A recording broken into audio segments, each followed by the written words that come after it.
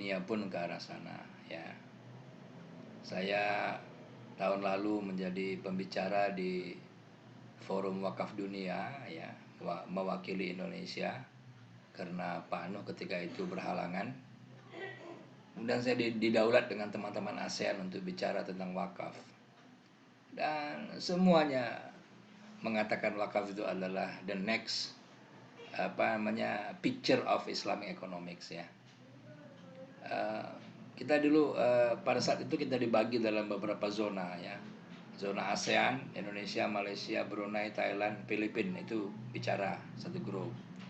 Zona berikutnya itu tadi digabung dengan Australia jadi 6. Zona berikutnya itu zona Asia Selatan, India, Pakistan, Bangladesh, Sri Lanka, satu grup. Zona berikutnya Timur Tengah ya, Mesir segala macam satu grup. Zona berikutnya Afrika ya, atau sorry tadi itu Afrika ya, yang satu lagi Timur Tengah. Zona berikutnya Eropa. Begitu banyaknya zona itu semuanya mengatakan ya the next itu adalah memang betul-betul wakaf ya. Jadi tidak berlebihan apabila tema ini menjadi kita ya, menjadi pembicaraan kita pada sore hari ini ya. Bahkan saya ingin mengatakan peradaban wakaf ini sebenarnya bukan peradaban baru ya. Dia dulu di Turki pada abad ke-17. Pada abad ke-17 itu saking begitu dahsyatnya wakaf ya. Jadi semua orang itu menikmati wakaf. Jadi dia lahir di rumah sakit wakaf. Lalu kemudian dia minum susu, susunya dari hasil wakaf. Lalu dia sekolah, sekolahnya di sekolah wakaf. Kemudian habis itu dia bekerja di lembaga wakaf. Terakhir dia meninggalnya di kuburan wakaf ya. Dari mulai lahir sampai dia mati dia menikmati hasil wakaf. Itulah ketika itu abad ke-17 yang diabadikan di dalam beberapa literatur ya. Bahkan ada satu kota di Bursa di Turki itu 3 jam selatan dari Istanbul ya. Saya sarankan kawan-kawan untuk ke sana itu ya. Menikmati kota wakaf ya. Busra itu adalah kota yang terkenal peradaban wakafnya pada abad ke-16. Itu sangat indah ya, kotanya juga sejuk ya. Saya sengaja ke sana dengan istri ya. Kemudian menikmati kopi di malam hari ya, di alun-alunnya berdua menikmati ya, menghirup udara legenda wakaf ya dunia ya. Menghirup udara di mana perwakafan menjadi sesuatu yang sangat luar biasa ketika itu yang diabadikan dalam beberapa literatur ya. Dan saya sholat subuh juga di masjid yang sangat indah ketika itu di kota Busra ya. Jadi memang itu luar biasa ya, hanya 3 jam dari Istanbul. Saya sarankan kawan-kawan yang ke Istanbul jangan lupa mampir ya ke kota Busra ya. Baik, bagaimana dengan persoalan umat ya? Apa persoalan umat hari ini? Kemiskinan pasti ya. 4,48 juta kepala keluarga miskin hari ini, ditambah dengan COVID, ditambah lagi kurang lebih 2 juta orang ya. Jadi sekitar 4,9 juta kepala keluarga. Kesenjangan ekonomi kita nomor 4 paling senjang ya setelah Rusia, Thailand dan India. Kemudian pertumbuhan ekonomi ya, tahun lalu kita mengalami minus ya. Mudah-mudahan tahun ini kita mengalami surplus. Harapannya ekonomi bisa bangkit ya. Nah, apa yang dilakukan oleh kawan-kawan di perwakafan ya untuk menanggulangi beberapa persoalan umat ini? Saya tidak mengcapture seluruhnya ya karena banyak sekali. Saya hanya mengcapture beberapa saja dari kawan-kawan yang di perwakafan yang mencoba untuk memberdayakan umat ini ya melalui wakaf ini. Pertama itu ada lumbung beras wakaf ya. Ini IPB banget ini ya. IPB banget ini. Jadi bagaimana wakaf rame-rame bangun lumbung beras wakaf ya. Lepaskan petani dari kemiskinan ya. Jadi persoalan utama tadi kemiskinan itu oleh teman-teman di Nazir Wakaf itu dicoba untuk di di apa di dientaskan ya melalui program lumbung beras wakaf ya. Ini program dari Global Wakaf ACT ya. Jadi ACT ini salah satu CEO-nya adalah alumni kita juga, alumni PB angkatan 25 ya, Mas Imam Teguh Sabtono. Jadi mungkin karena background beliau IPB ya, jadi programnya program pertanian ya, bagaimana mengentaskan kemiskinan melalui pertanian. Yang berikutnya misalnya kita lihat wakaf sawah ya, ini untuk makan santri. Ini program yang dijalankan oleh kawan-kawan kita di Nazir Wakaf ya. Dia pakai wakaf melalui uang hanya dengan Rp50.000 ya, itu bisa wakaf sawah. Jadi ini bukan wakaf uang tapi wakaf melalui uang ya. Jadi bagaimana 50.000, ayo kita wakaf sawah. Boleh juga tuh ya, alumni PB tuh. Kami lah ya. Kami yang mempelopori ya. Ya Bang Amir ya. Bang Amir. Insyaallah. Bang Zulham juga ya, Bang Zulham. Zulham nih. Bang Zulham. Ya. Di bawah biotrop. Bang Zulham juga bisa nih ya. Mpok Imas juga ya, Mpok Imas ya. Nah, iyalah ya. Masa 50.000 nggak mau gitu kan. Nah, kita tinggal data aja itu. Data aja berapa Kahmi ya, Bogor gitu. Ya. Nah, kita bisa berwakaf sawah mulai daripada 1000 meter dulu misalnya ya. Kan di daerah Liwiliang atau di daerah apa namanya Pongkor ya. Itu masih 170.000-an per meter itu. Kalau kita bisa 1000 kan 1000 meter kan baru 170 juta. Kalau 50.000 kan berarti kita perlu 3.000 orang lah. Ya, 3.000 sampai 4.000 orang alumni ya. Tapi masa sih kecil banget kayaknya 50.000 ya. 500 lah ya. Nah, 500.000 kan jadi cuma 300 orang alumni kami. Jadi itu dah. Ya. 1000 meter atau 2000 meter jadi itu. Jadi artinya apa? Kita berusaha mencari jalan keluar ya dengan cara yang tidak usah besar-besar tapi minimal kita ada keberpihakan ya. Yang berikutnya rumah sehat terpadu ya, ini namanya bukan rumah sakit tapi rumah sehat ya, diambil dari bahasa Arab mustasfa ya. Mustasfa itu tempat orang sehat ya, bukan tempat orang sakit ya. Maksudnya orang sakit jadi sehat gitu loh, bukan orang datang jadi sakit gitu ya. Orang mustasfa jadi rumah sehat.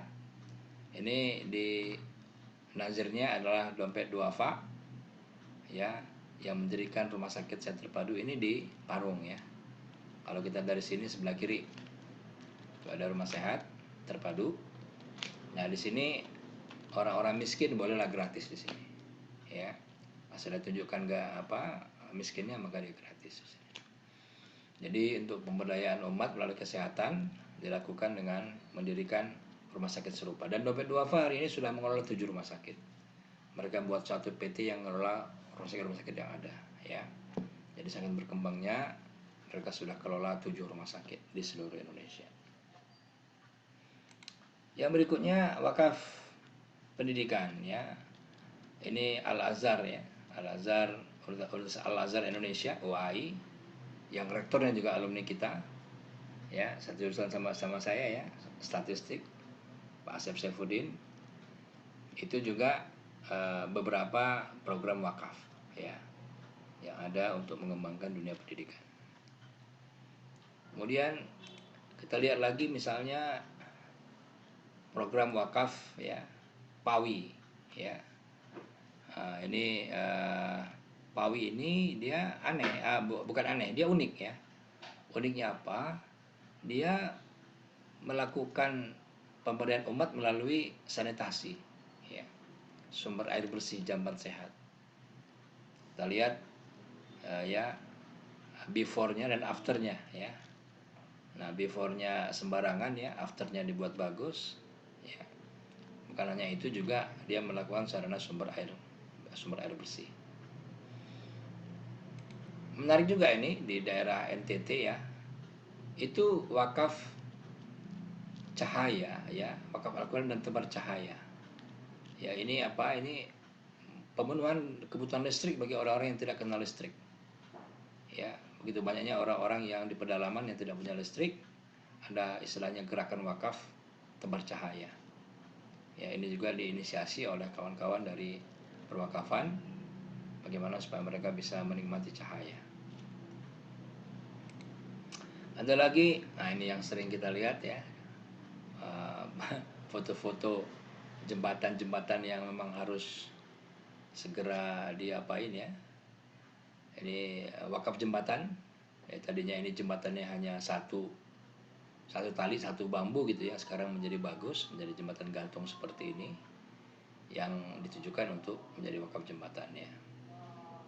Nah, jadi melihat berbagai program-program di atas ini, rasa-rasanya perwakafan ini memang harus kita majukan untuk kemanusiaan ya.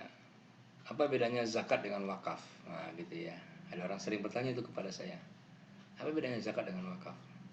Saya bilang, kalau zakat itu harus habis dalam setahun, karena tahun depan dapat lagi ya. Sama dengan pajak, saya bilang, pajak itu harus habis karena tahun depan dapat lagi.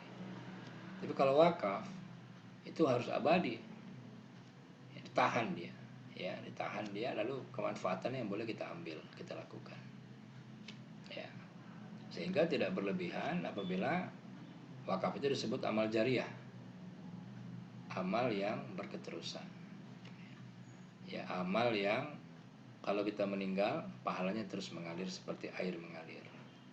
Kenapa seperti air mengalir? Karena pahalanya terus mengalir. Kenapa pahalanya terus mengalir? Karena wakaf kita itu menghasilkan. Nah, oleh karena itu, itulah makanya kita mesti berwakaf ya. Saya sering menyebutkan wakaf itu investment for the eternity ya. Investasi untuk keabadian.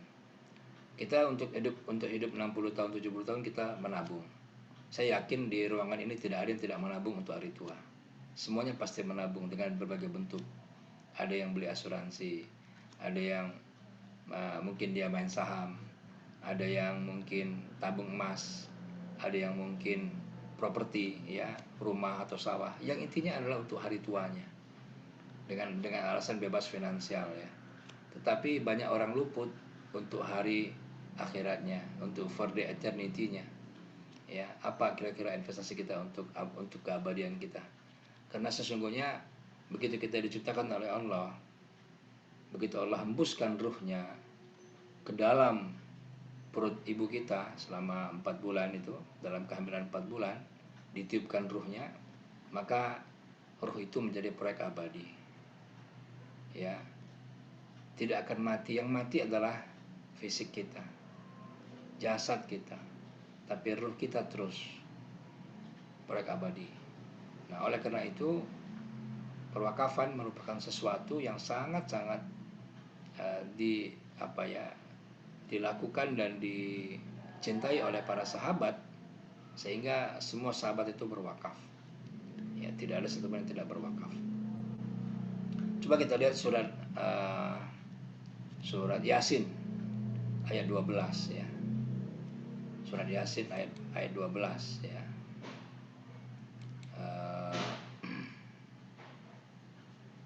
Coba dibaca, siapa yang membaca nih? Surat Yasin ayat 12.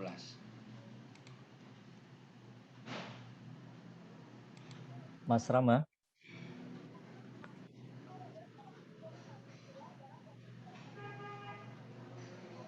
Mas Rama.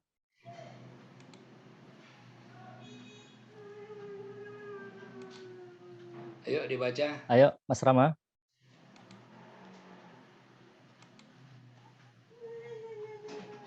Oh, lagi ini. Saya baca, Ustaz.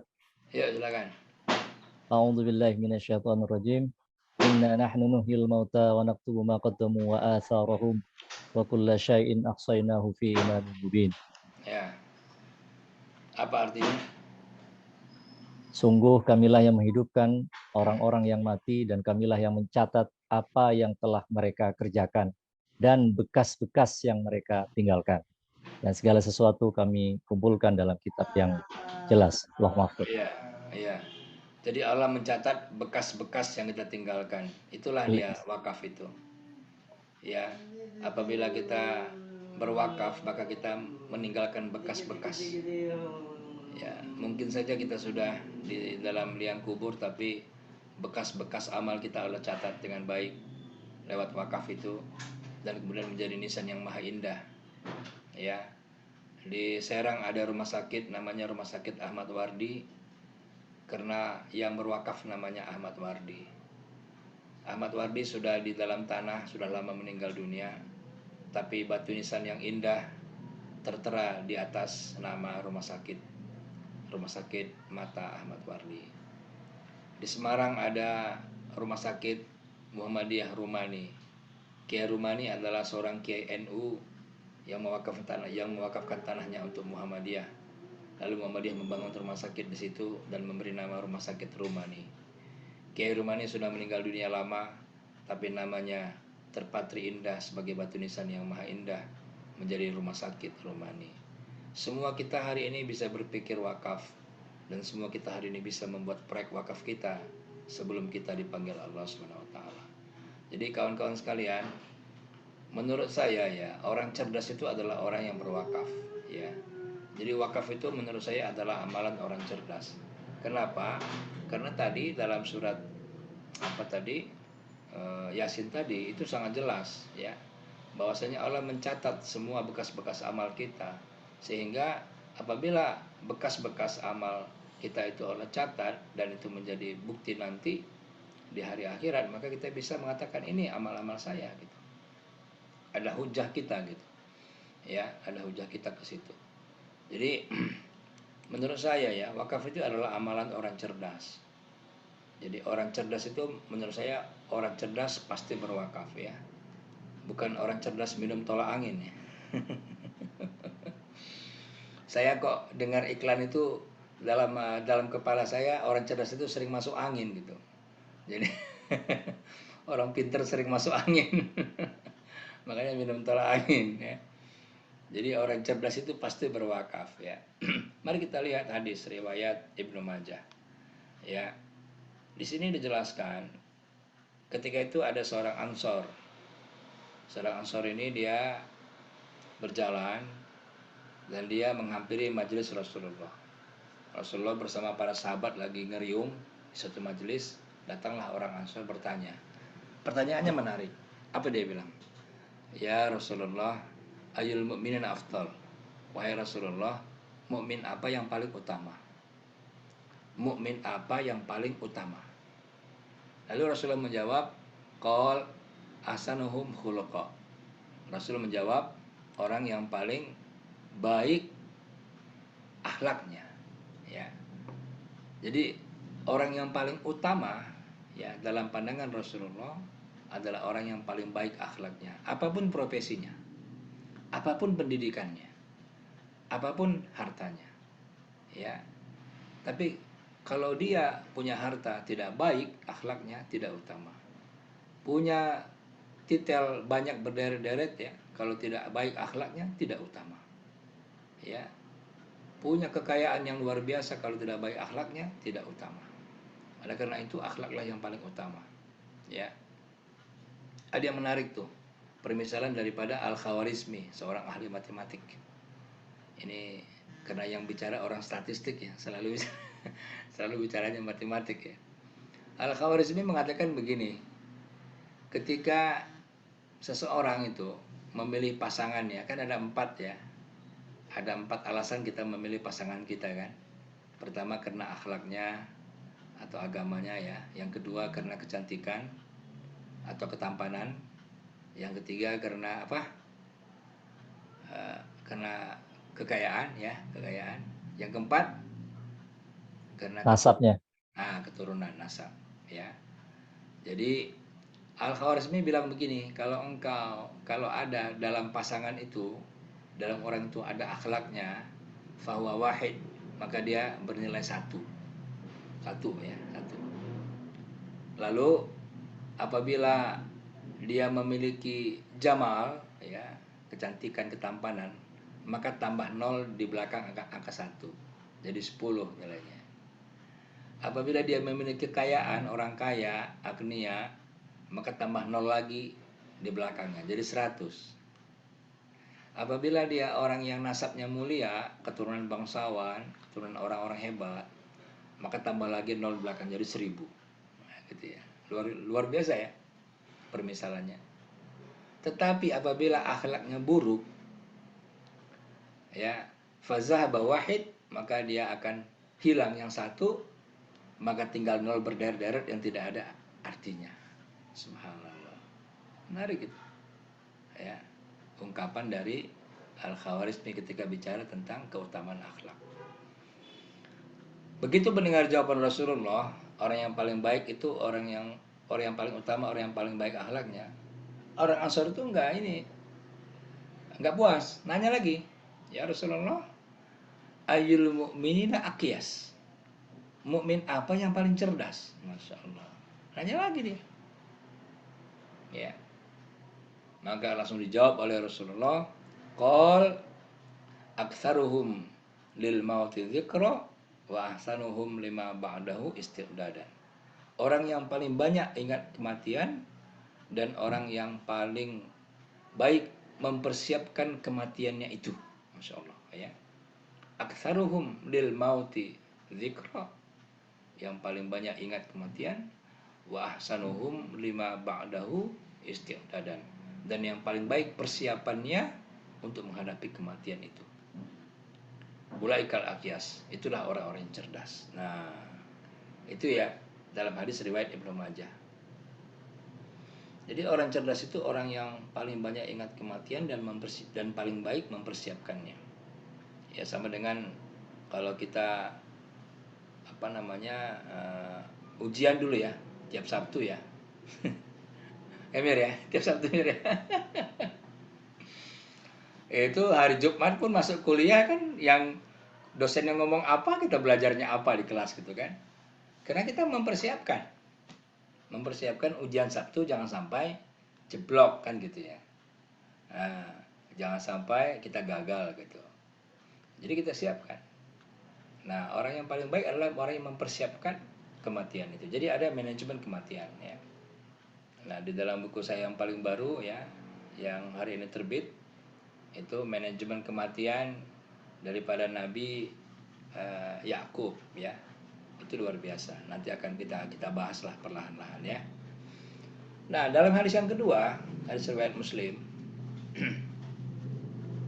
itu dikatakan idza mata ibnu Adam in qata amalahu ila min salas. Apabila meninggal dunia anak Adam, putus semua amalnya kecuali 3 hal. Nah, yang pertama adalah sedekatin jariyatin, sedekah jariah yang yaitu wakaf. Yang kedua ilmu yantafa'u bih, ilmu yang bermanfaat. Dan yang ketiga waladun soleh yad'ulah, anak soleh yang mendoakan kedua orang tuanya. Ya. Jadi semua tahu ya, ketika kita meninggal nanti putus semua amal-amal kita. Nggak mungkin lagi ada kita bisa berpuasa, nggak mungkin lagi kita bisa sholat, nggak mungkin lagi kita bisa mengaji seperti ini, nggak mungkin lagi kita berbuat kebaikan-kebaikan yang lain, kecuali 3 hal saja yang bisa kita masih nikmatin pahalanya, yaitu apa? Sedekah jariah atau wakaf kita ya.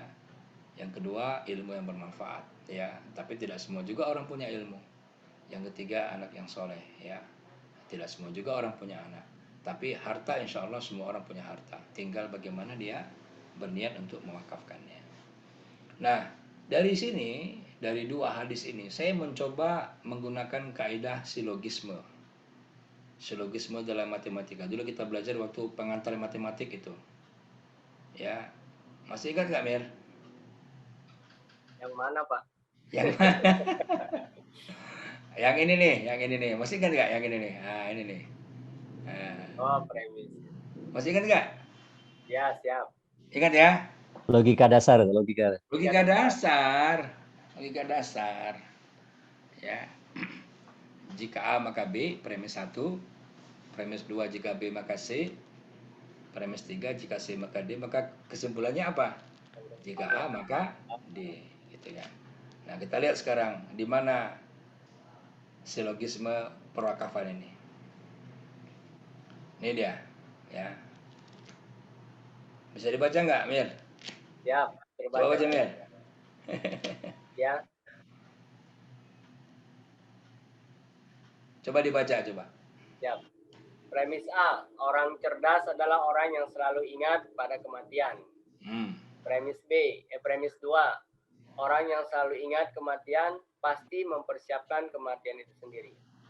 Premis 3, orang yang mempersiapkan kematian pasti berwakaf. Jadi orang cerdas pasti berwakaf. Keren ya. Keren ini. Ini harus menggantikan iklan tolak angin ini. Iya, makanya. Masa orang cerdas sering masuk angin? Harusnya iklannya BWI ini Pak, bukan Pak ya? Iya, BWI harus ngeluarin iklan ini. Iya, ini iklannya BWI ini. Ajizi ya, iklannya BWI ini. Jadi coba kalau kita lihat, ini sederhana saja. Tadi kan jelaskan ya, orang cerdas selalu ingat kepada kematian. Oke. Terus orang sudah ingat kematian, pasti dia persiapkan kematian ya kan. Bullshit juga ingat kematian tapi masih leha-leha gitu kan. Bullshit juga itu. Ingat terus mati tapi leha-leha gitu ya. Ya nggak mungkin juga. Orang ingat mati selalu dia, apa kira-kira yang bisa saya siapkan sebelum saya mati gitu ya. Nah yang ketiga, orang yang persiapkan kematian ini pasti berwakaf ya kan. Kalau tadi itu yang hadis riwayat Muslim tadi kan. Nah dari kesimpulan ini kita maka bisa ambil orang cerdas pasti berwakaf ya. Nah, barangkali inilah sampai sini dululah kajian kita, ya pengantar kita diskusi ini ya, supaya kita lebih banyak diskusinya daripada mendengarkannya ya. Baik demikian, saya kembalikan kepada moderator. Baik, Ustaz. Terima kasih. Luar biasa. Sampai ada silogisme wakaf ini. Saya kira saya baru dengar ini, Ustaz. Jadi saya kira cukup ya. Orang cerdas pasti berwakaf. Kayaknya perlu kita kampanyekan ini. Oh iya, perlu ini, betul. Perlu kita kampanyekan ini untuk sadar wakaf gitu ya. Untuk sadar wakaf. Karena tidak cukup kelihatannya hanya menjadikan wakaf sebagai sebuah gerakan nasional, tapi rupanya memang saya kira memang belum banyak orang yang mengetahui tentang wakaf ini. Dan bahkan kalau umpamanya Ustaz Henry menyatakan bahwa dengan hadis kullu amal ibnu adam qatu amalu illa min salasin itu ila akhirih, saya kira wakaf sebagai salah satu bagian dari cara untuk umur panjang atau istilahnya Ustaz Henry tadi investasi untuk keabadian. Nah ini sangat menarik ini for the eternity. Baik Bapak dan Ibu sekalian, saya kira juga banyak kasus-kasus ya di lapangan yang mungkin juga perlu kita konfirmasi atau mungkin ingin ditanyakan. Monggo Bapak dan Ibu sekalian. Di sini ada Kanda Murasa Sarkani Putra, mungkin bisa memberikan pengkayaan atau ingin ini, atau Bang Amir nyambung sebagai salah satu tuan rumah. Saya nyambung belum nih? Baik, silakan Kanda Murasa. Bismillah. Ya. Assalamualaikum warahmatullahi wabarakatuh. Waalaikumsalam warahmatullahi wabarakatuh. Bung Tanjung itu sudah saya laporkan ke Rektor UIN Jakarta itu bahwa beliau satu-satunya cendekiawan yang memahami buku yang saya tulis, General Equilibrium in Islamic Economics. Top dunia ya. Karena General Equilibrium in Islamic Economics itu hanya merasa yang tahu sama Bung Tanjung kelihatannya ya. Itu miracle itu. Pertanyaan saya, statusnya kan dari kejujuran, saling percaya. Kalau ada kami yang anggota kami oknum tidak dipercaya, bagaimana bisa? Itu salah satu constraint ya. Constraint. Utang aja nggak bayar, ada amanah tidak disampaikan. Ya, saya sudah kirim GSMI itu. Beli tanah di belakang GSMI melalui wakaf. Nggak ada bunyinya, itu pengurus GSMI ngantuk semua kelihatannya. Sudah terjual Pak, semua Pak. Sudah terjual ya pindah ke tempat lain yang lebih luas seperti yang disarankan Saudara Tanjung ya. Baik. Itu bukan marah, bukan penyesalan itu, karena saya gemas karena kurang cepat. Fahmi, HMI, ISMI biasanya kurang cepat. Kalah oleh Murasa yang 77 tahun umurnya. Luar biasa. Cirebon juga begitu ya, sama Cirebon. Dulu Indonesia seperti ini. Kendo istilahnya. Nanti BWI juga kalau kendo saya semprot, saya pura-pura nggak tahu aja ini. Yang kedua, saya sudah kirim uang 100.000 rupiah wakaf untuk beli kapal selam via masjid apa itu Jogokarian ya, Yogyakarta. Itu kepercayaan kepada Jogokarian karena banyak teman saya ada junior saya di sana. Saya minta nasihat dari Bung Tanjung. Itu kan nantinya untuk bertempur tuh, saling membunuh boleh nggak itu? Itu saja dulu ya. Kalau yang pertama GSMI produktif pertanian plus. Yang kedua ketahanan nasional. Yang pertama ketahanan pangan itu kalau saya bicara GSMI nantinya. Kalau di Cirebon sedang saya rintis sendiri tentang hal yang dikatakan oleh Bung Tanjung. Saya sangat dapat masukan baru ini. Ini memang beliau guru saya itu. Assalamualaikum. Waalaikumsalam warahmatullahi wabarakatuh. Mungkin ini juga sekalian ada pertanyaan ini di kolom chat dari Mbak Eni. Dari Mbak Eni Wijaya, mohon pencerahan tentang wakaf produktif. Kemudian ada juga dari Mbak Mpok Imas, infak, wakaf, sedekah, bagaimana membuatnya efektif untuk kemaslahatan umat. Mungkin ini terkait dengan pengelola organisasi. Nah ini mungkin 3 penanya dulu dan tanggapan dari Kanda Murasa. Silakan. Ustaz yang Henry. Mana dulu nih? Yang mana dulu? Monggo sekalian, Pak Murasa dulu, Pak Murasa, lalu kemudian mirip-mirip ini yang pertanyaannya Mbak Eni juga jadi pohon pencerahan tentang wakaf kapal selam dulu dan wakaf produktif GSMI itu. Monggo. Iya. Iya, jadi kalau 100.000 dimulai oleh Pak Murasa, kemudian diikuti oleh 100 juta orang Indonesia, maka angkanya menjadi 10 triliun. 10 triliun. Itu cukup untuk beli kapal selam. Jadi persoalan kita ini kan bagaimana kita menggerakkan itu. Kalau kata Pak Harto, gerakan-gerakan itu yang harus kita ciptakan gitu ya. Nah, kalau kita tidak bergerak, kita pasti jatuh.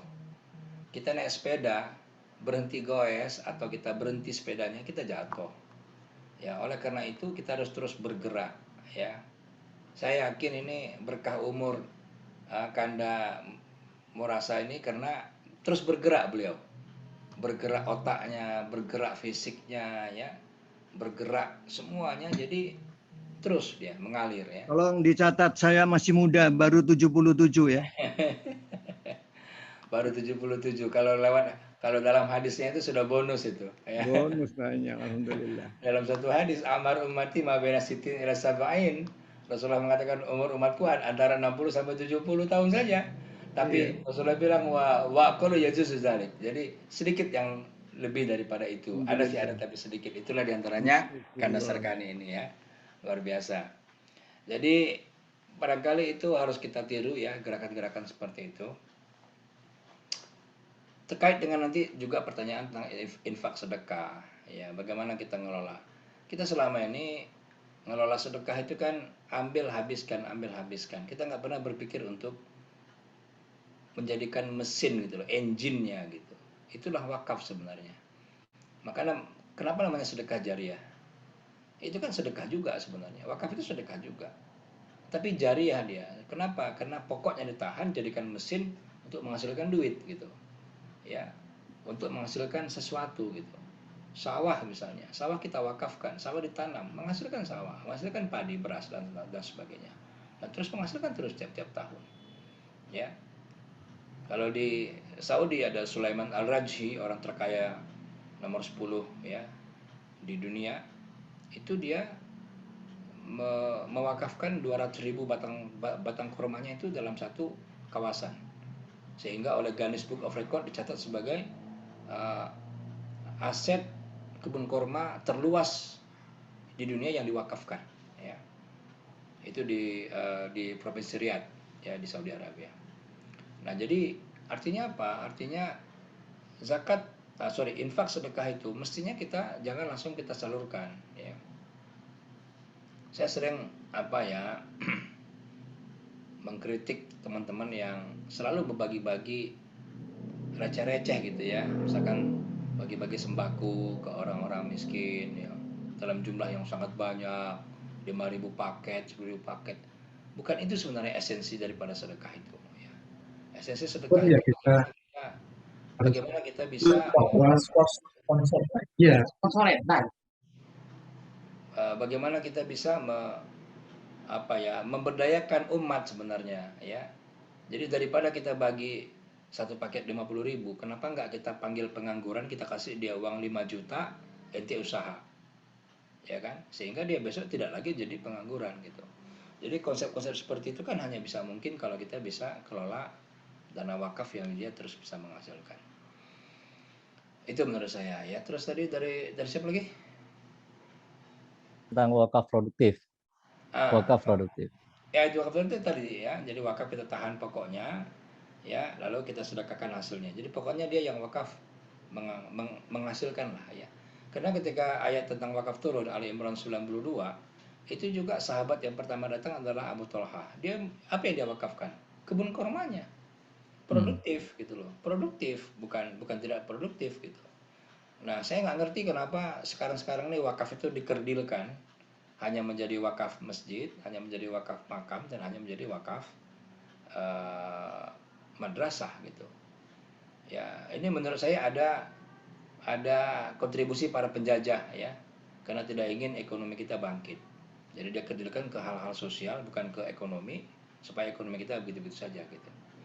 Tapi sejatinya kalau kita lihat wakaf itu ya produktif, ya, menghasilkan gitu. Itu barangkali.